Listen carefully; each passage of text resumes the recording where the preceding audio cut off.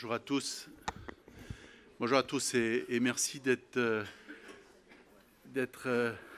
assidus jusqu'à la fin de cette journée. Nous allons avoir dans quelques minutes Odile Renaud-Bassot qui va conclure cette première journée, enfin cette journée de conférence.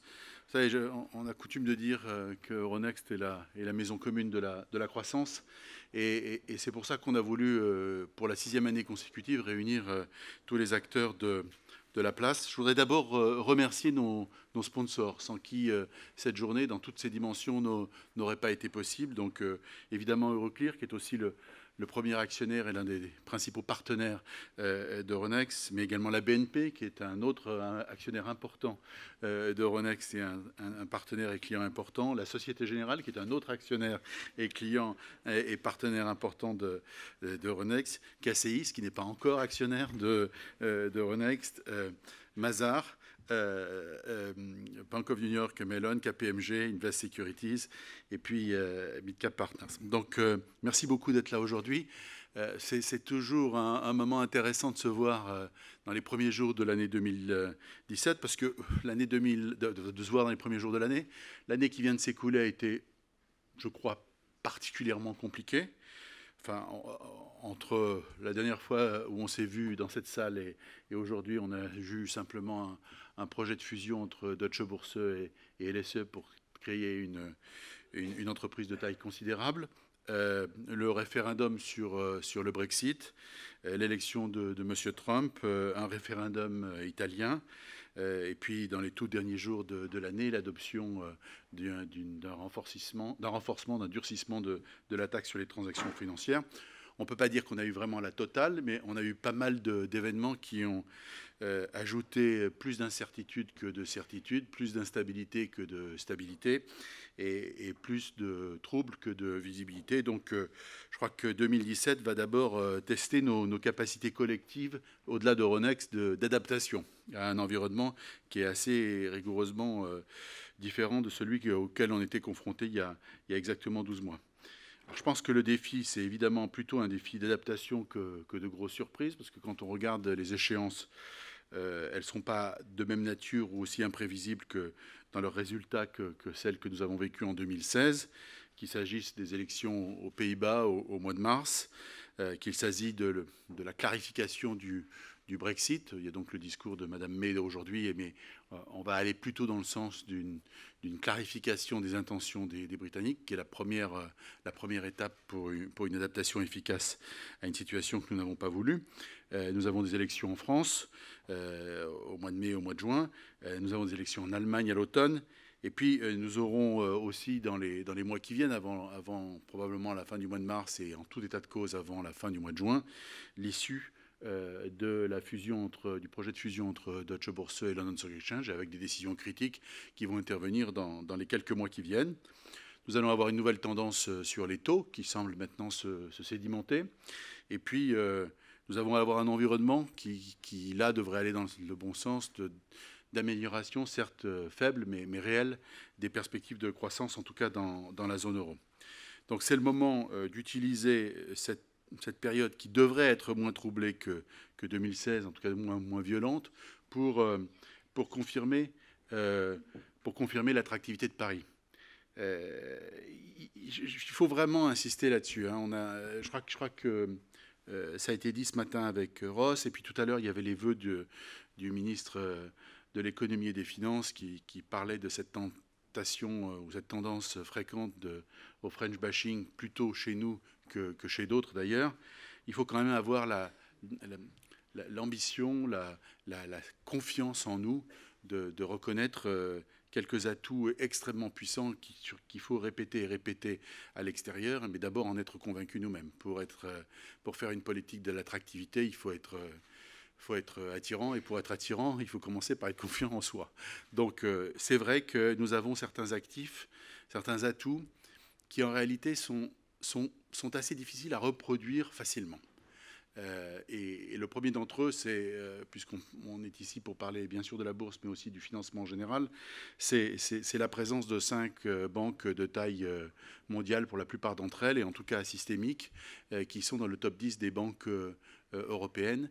Et ça, il n'y a pas beaucoup d'endroits en Europe et même sur la planète où on a une telle concentration d'établissements financiers aussi puissants avec des ambitions mondiales pour la plupart d'entre eux. La deuxième chose qui est quand même pas si fréquente, en tout cas pas au même endroit que le premier atout dont je viens de parler, et ça a été mentionné aussi ce matin, je crois, par Ross, c'est la concentration d'épargne, et plus concrètement, la concentration d'une industrie de la gestion d'actifs qui fait qu'on est en volume 2 fois plus gros que l'Allemagne et qu'on est le deuxième pôle en Europe en général, l'Europe continentale et l'Europe insulaire.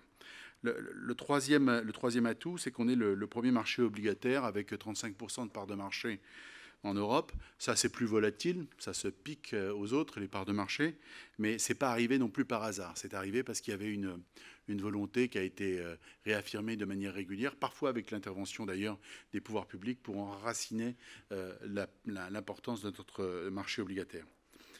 Le quatrième atout qui est très important, c'est la concentration de très grandes entreprises mondiales qui ont leur siège en France et singulièrement autour de Paris de manière assez concentrée. Et il n'y a pas d'endroit ailleurs en Europe où on peut faire 6 ou 7 rendez-vous dans la journée avec 6 ou 7 CEO de très grandes entreprises qui valent plus de 5 à 10 milliards d'euros. Il y a le 8e arrondissement et la Défense, et l'Ouest parisien en général. Donc cette concentration de clients et enfin cette concentration de talents qui est assez rare aussi. Il y a beaucoup d'endroits où il y a une partie des atouts que je viens de mentionner, mais il n'y en a pas beaucoup où on forme autant de gens en aussi grande quantité, d'aussi grande qualité, dans des disciplines aussi proches de celles dont on a besoin dans la finance, et notamment dans la finance de marché, je pense en particulier, mais pas seulement aux mathématiques financières. Et puis enfin, il y a les infrastructures de marché. Et les infrastructures de marché, c'est 3 entreprises avec des liens très différents avec Paris. C'est bien sûr Euronext, qui vous accueille avec nos sponsors ici aujourd'hui. Bien sûr Clearnet, qui est une infrastructure de marché de qualité inestimable, enfin estimable, puisque maintenant elle a un prix. Et puis les équipes d'Euroclear, qui jouent un rôle très important à Paris. Donc on a des infrastructures de marché sur toute la chaîne de marché qui ne sont pas présentes partout avec la même densité, la même capacité d'innovation et la même capacité de servir d'autres marchés que les petits flux locaux. Et c'est vrai que Euronext est en particulier la première place de cotation en nombre d'entreprises sur le continent, et notamment pour les valeurs technologiques, j'y reviendrai. Alors, quand on a tous ces atouts, il faut porter une ambition collective. C'est le catalyste ou l'avant-garde de l'ambition collective en marche, ce sont évidemment les équipes d'Europlace, mais qui coordonnent l'expression de cette ambition, mais elle a besoin de tout le monde. Et c'est vrai que, alors que des efforts d'alignement de toutes les parties qui sont assez, je ne vais pas dire magiques, parce que ça prouve que ce pays a des capacités de rassemblement incroyables, mais le travail qui est fait depuis plusieurs mois pour aligner le gouvernement, la région, la ville de Paris, l'ensemble des acteurs financiers, des participants de marché, est un travail absolument remarquable. Ça a été incarné par cette séance très belle de la réunion d'Europlace au mois de juillet dernier, où chacun des participants a affiché non seulement une intention, mais pour certains d'entre eux, des arbitrages qui se sont concrétisés pour partie dans la loi de finances. C'est quelque chose de très précieux. Et c'est vrai que du coup, au regard de cette belle ambition, on est tous extrêmement abasourdis par cette absurdité que représente, dans les derniers jours de l'année qui vient de se terminer, le durcissement du régime de la taxation sur les transactions financières, au moment où on cherche à attirer des emplois, au moment où tout le monde à Londres se demande s'il faut déplacer ses équipes à Paris, à Amsterdam ou à Francfort. Il s'est trouvé un petit groupe de gens avec une vision idéologique de ce sujet pour faire dérailler l'analyse rationnelle qui avait été celle de la Commission des finances, qui avait été celle du Sénat, qui était en partie celle de l'exécutif, par un durcissement complètement absurde. C'est une taxe dont personne ne veut dans les différentes industries concernées. C'est une taxe dont on ne sait pas si elle va rapporter quoi que ce soit, tant son assiette est en réalité incertaine. Je parle de l'introduction poétique de la taxation intraday. Et c'est une complexité de recouvrement absolument unique. Et c'est surtout, ça intervient sur une assiette d'une très grande mobilité. Et c'est finalement ça le plus grand risque. C'est-à-dire que pour un gain d'affichage, on a une destruction de valeur et de rendement, potentiellement une destruction d'emplois. Et c'est surtout une taxe qui opère comme un véritable repoussoir qui est complètement absurde. C'est comme on dit dans certaines traditions en Europe de l'Est, c'est comme une vache qui donne du très très bon lait. Et puis quand le seau de lait est plein, elle donne un grand coup de sabot et le lait se renverse sur le fumier. Voilà, c'est ça la TTF, c'est exactement ça. Donc, qu'est-ce qu'on peut faire en 2017 ? Il y a plusieurs choses qu'on peut faire ensemble.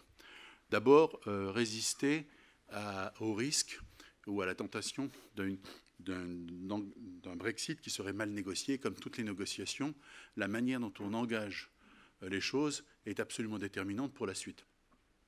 On ne revient pas sur ce qu'il faut penser du Brexit en tant que citoyen.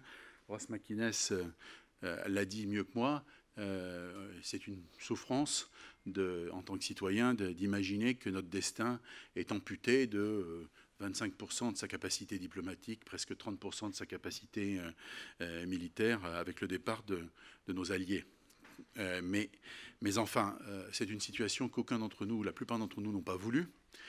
C'est une situation que nos amis britanniques ont créée par eux-mêmes. Et donc, ils ont décidé d'engager la suite de leurs relations avec le continent européen, non pas sur la base d'un destin commun et donc de compromis qu'il faut tricoter tous les jours, comme la France le faisait avec Enrico Letta quand il était président du Conseil italien, ou comme nous le faisons tous les jours avec nos amis allemands. Nous devons donc discuter désormais non pas sur la base d'un destin commun, mais sur la base de qu'est-ce qui est bon pour nous par rapport à la décision qu'ils ont prise, qu'ils se considèrent être bonne pour eux. Et c'est sûr que le débat va s'articuler assez vite sur le maintien de certains avantages pour accéder au marché unique. Alors, le discours de Mme May ouvre ou clarifie déjà pas mal de points là-dessus. Mais enfin, il va falloir qu'on ne soit pas tout seul ou qu'on soit nombreux à expliquer que le marché unique n'a pas été inventé pour permettre le développement de places offshore. Le marché unique, il a été inventé pour constituer des gisements d'efficacité et une convergence des économies de pays qui mettaient leur destin en commun et qui partaient avec des bases de production et de diversité de leur PIB différentes.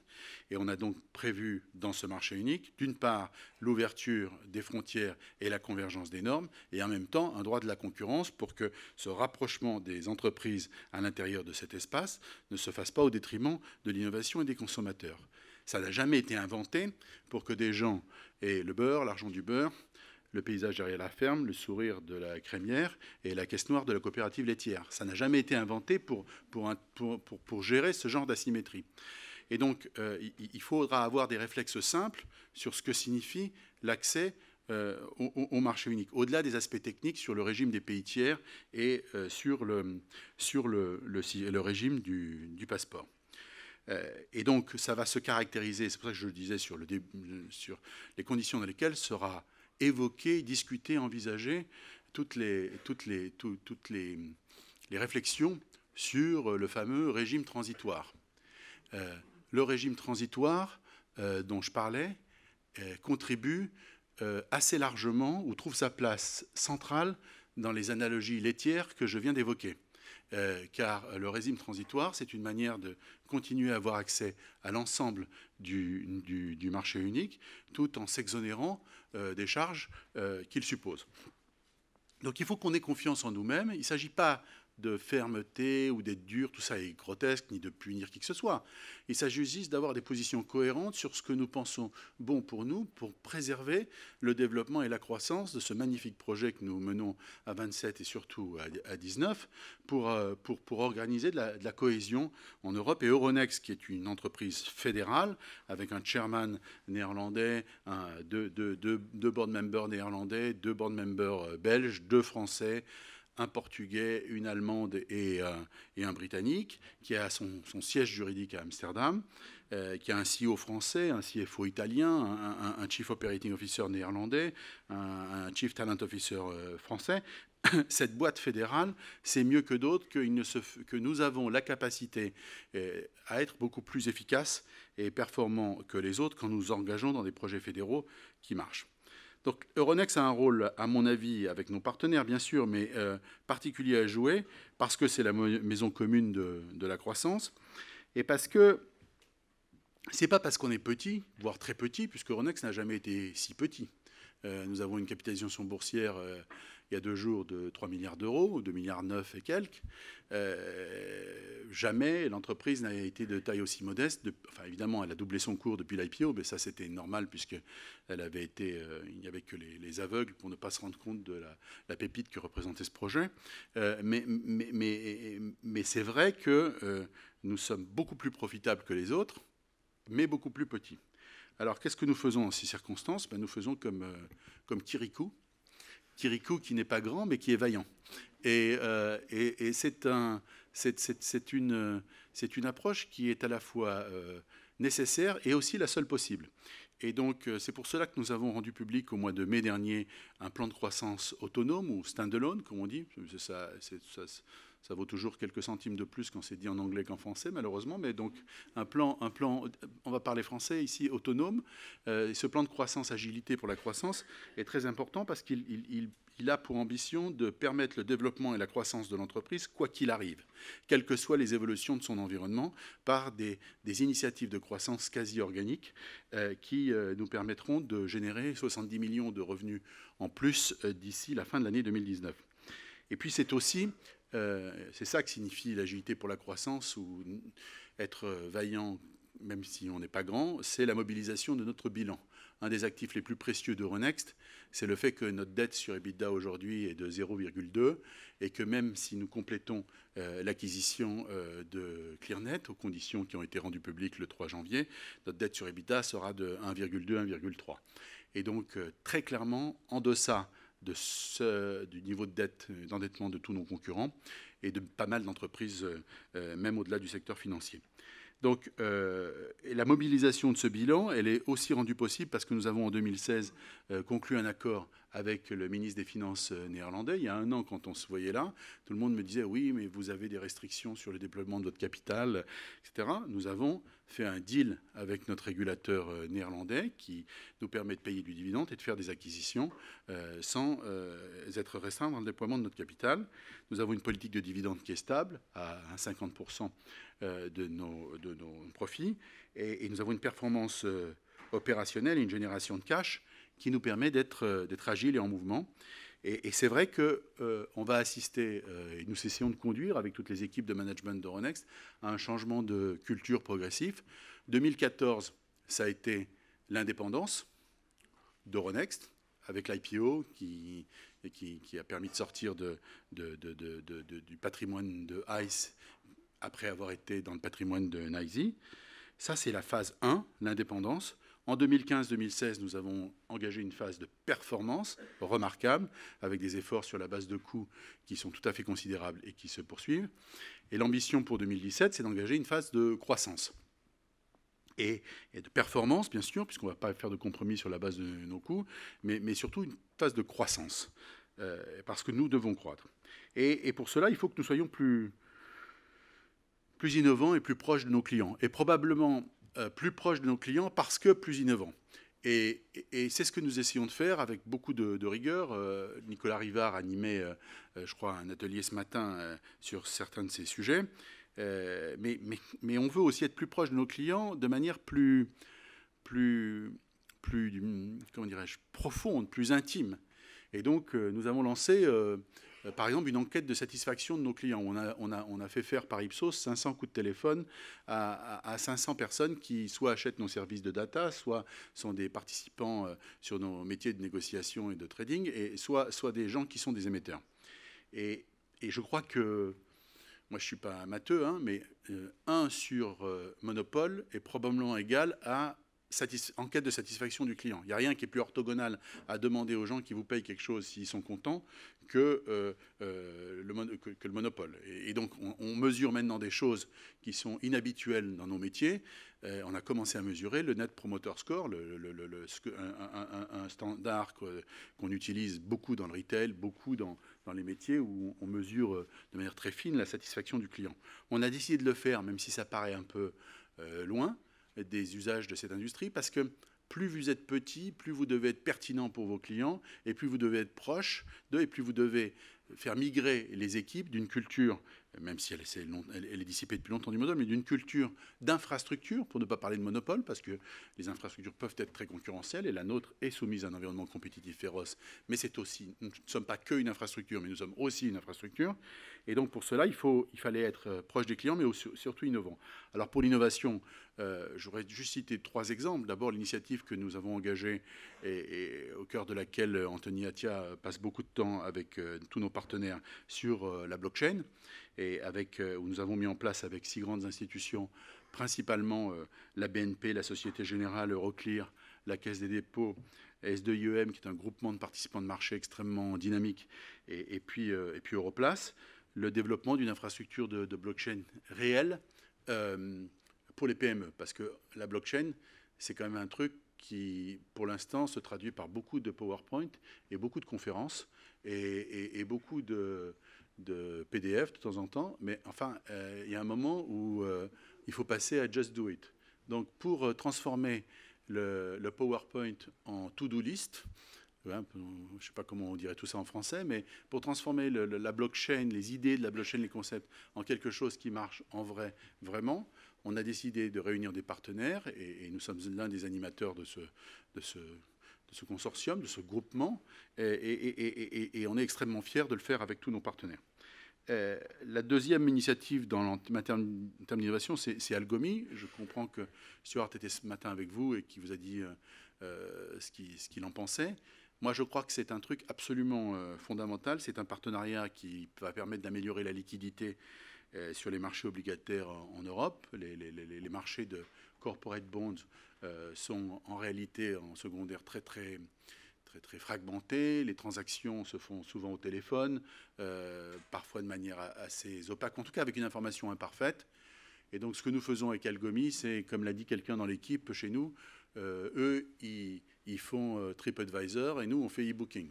C'est-à-dire qu'ils apportent la technologie et la vision des réseaux sociaux pour mettre en contact les desks de corporate bond trading, et nous apportons la capacité à transformer ça en transactions transparentes et liquides, et je pense que ça va super bien marcher. L'autre domaine d'innovation qui n'a l'air de rien, c'est la plateforme optique, qui est tout à fait fondamentale. Nous avons fait des choix radicaux, presque idéologiques, chez Euronext, d'être maître du développement de notre technologie. Dans un monde où tout le monde se demande qu'est-ce qu'il faut internaliser, qu'est-ce qu'il faut externaliser, est-ce qu'il faut faire chez nous ou au Sri Lanka la technologie, nous avons décidé que nous allions développer en interne, bien sûr avec des partenaires, et pour accélérer les développements, on a fait une joint venture, enfin un investissement dans une petite boîte de software de gens remarquables qui s'appelle TradeZone.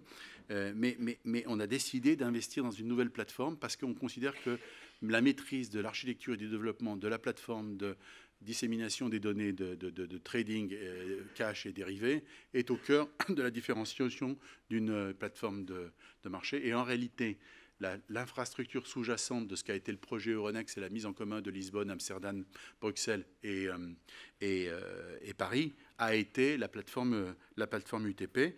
Donc cette plateforme va permettre de produire des services beaucoup plus simples, beaucoup plus flexibles, beaucoup plus fiables, de réaliser des gains considérables en termes de débit et de latence.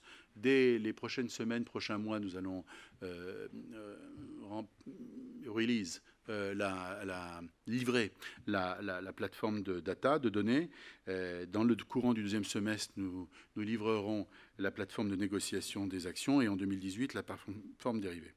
Donc c'est vraiment un truc qui est important parce que Ça ne se voit pas beaucoup, mais ça fait toute la différence en termes de, évidemment, qualité du service, mais surtout en termes de confiance en nous-mêmes, en notre capacité à être maître de nos choix technologiques. Et parce que moins vous développez les choses, plus vous remontez en amont dans le design, et moins vous maîtrisez ce que vous disent les gens qui écrivent le code en bas. Et nous avons décidé d'être intégrés parce qu'on pense que le monde ne va pas être plus grand, mais qu'il va être plus petit, et qu'il va falloir être plus proche de la maîtrise de ces choix technologiques. Et puis plus proche de nos clients, enfin, c'est leur livrer des solutions plus adaptées. Alors il y a un monde de micro-sujets qui concerne MiFID 2, ou MiFID 2 qui rejoint, qui nourrit la relation avec nos clients. Ce n'est pas les sujets les plus fun de la Terre, mais c'est quand même les plus importants en termes de contraintes de calendrier, parce qu'il va bien falloir que chaque jour qui passe nous rapproche du 1er janvier 2018.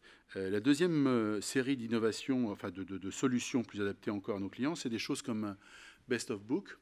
Je pense que ça n'a l'air de rien, mais c'est une vraie contribution à la reconquête des liens avec les brokers retail. Ça permet d'aider les brokers retail à répondre aux exigences de meilleure exécution sur une plateforme unique pour les valeurs les plus liquides. Ça marche.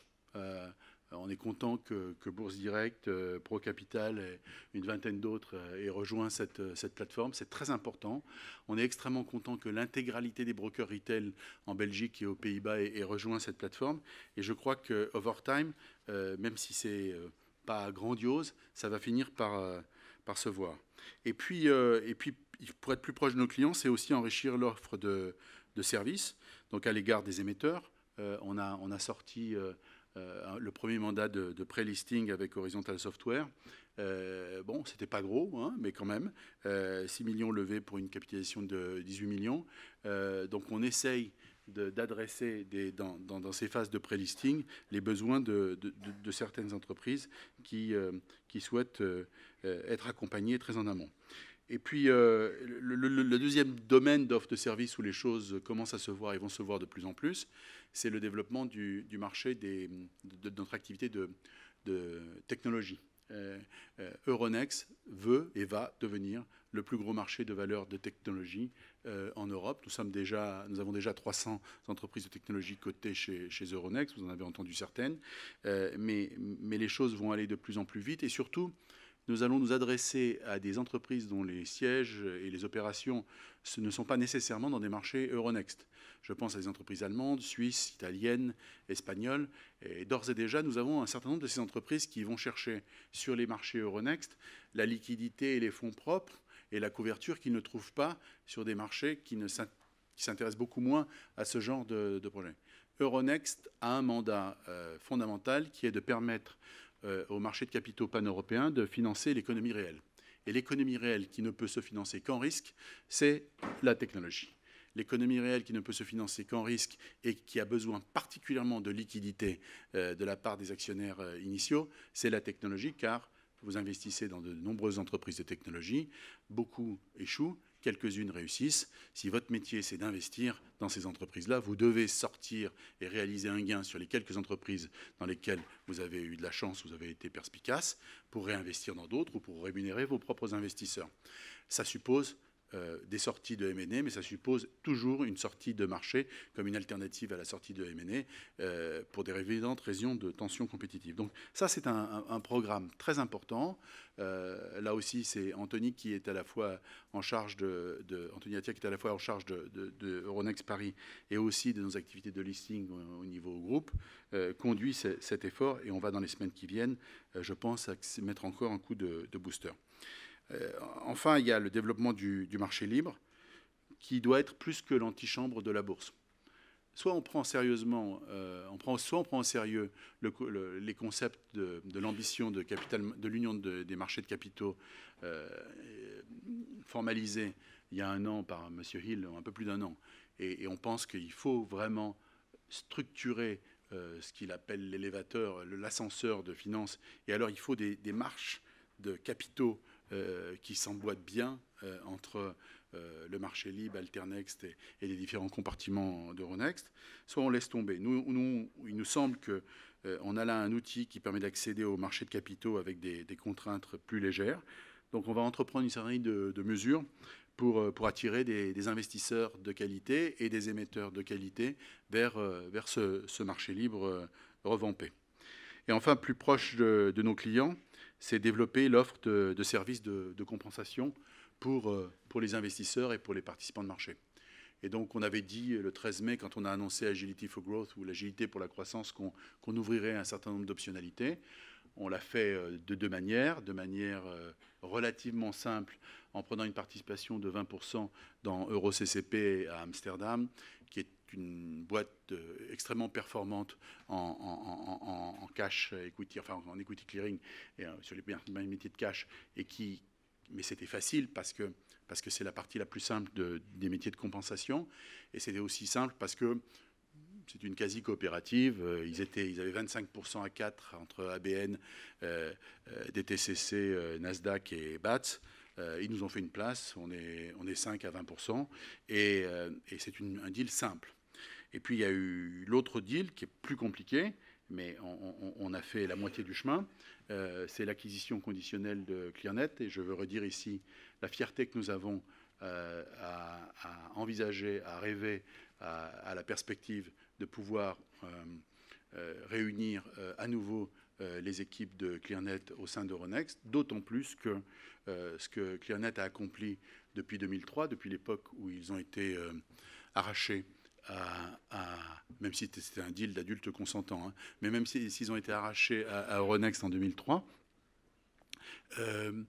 ils ont construit des choses qui n'existaient pas à l'époque, qui sont tout à fait remarquables en matière de clearing de CDS, de repo et d'instruments de dette de taux souverains. Donc c'est une entreprise remarquable, gérée avec des équipes exceptionnelles et que nous espérons un jour voir rejoindre le groupe Euronext avec son indépendance, son focus sur l'Europe, sa dimension d'ancrage à Paris et à Amsterdam. Je mesure que les équipes de ClearNet sont à Porto, Paris, Amsterdam, Bruxelles et Londres.